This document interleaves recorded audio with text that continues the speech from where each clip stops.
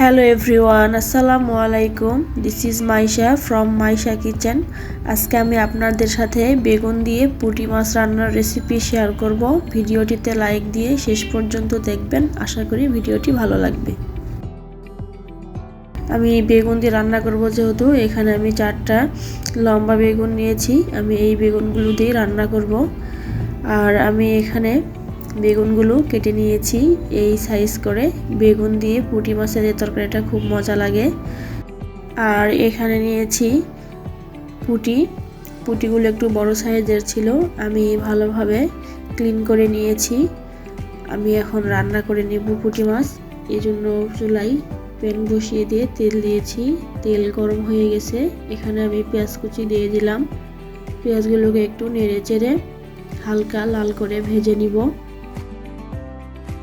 পেঁয়াজগুলো ভাজা হয়ে গেছে। আমি এখানে হাফ চামচ হলুদের গুঁড়ো দিয়েছি, সামান্য মরিচের গুঁড়ো, ধনিয়ার গুঁড়ো।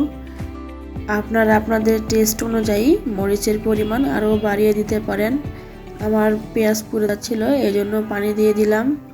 আদা রসুন বাটা 1 চামচ দিয়েছি, হাফ চামচ জিরা বাটা, লবণ স্বাদ মতো।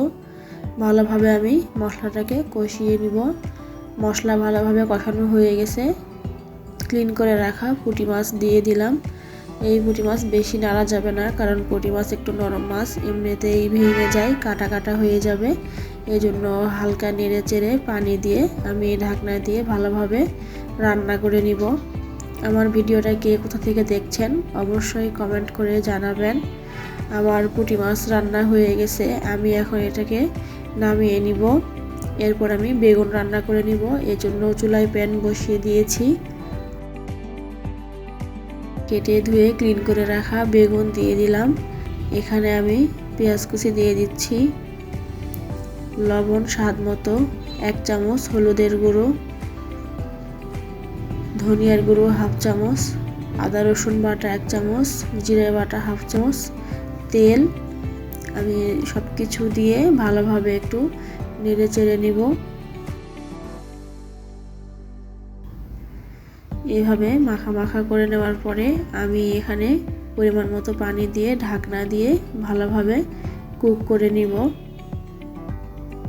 বেগুন ভালোভাবে সেদ্ধ হয়ে গেছে। আমি এখন এখানে খুন্তি দিয়ে সবগুলো বেগুন ভালোভাবে ঘেটে নিব। একদম বেগুনগুলো খুলে যায় এভাবে করে নিব।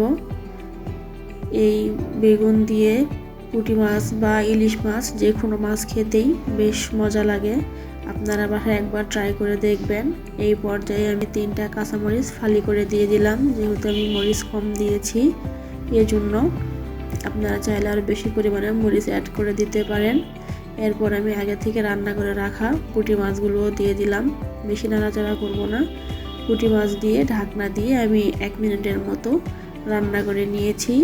মাশাআল্লাহ, আমার রান্না কমপ্লিট। আমার আজকের রেসিপি আপনাদের কাছে কেমন লেগেছে অবশ্যই কমেন্ট করে জানাবেন। যদি ভালো লেগে থাকে লাইক, কমেন্ট, সাবস্ক্রাইব করে আমার পাশে থাকবেন। আজ এই পর্যন্তই। পরবর্তীতে নতুন কোনো রেসিপি নিয়ে হাজির হব। সবাই ভালো থাকবেন। আল্লাহ হাফেজ।